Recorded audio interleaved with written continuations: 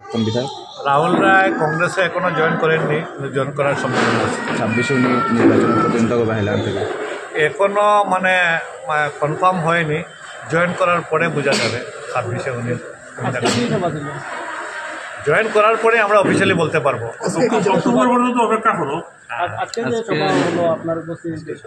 আজকে স্পেশালি আমরা বিএলএ যেটা একটা প্রশিক্ষণ আছে, আমরা 27 তারিখ প্রত্যেক ডিস্ট্রিক্টে কংগ্রেসের যেটা বিএলএ যারা নাম দেওয়া হয়েছে এটার প্রশিক্ষণ আছে।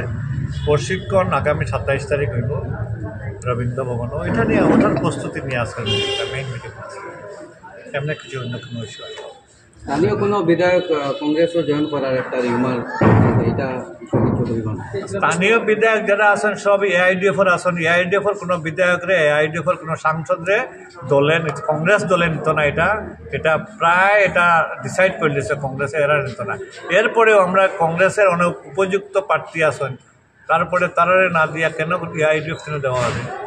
জয়েন করতে পারে, মানে জয়েন তো প্রশ্নও নাই, জয়েন্টের সুযোগ দেওয়া হবে না এআইডিএফের বিধায়কদের।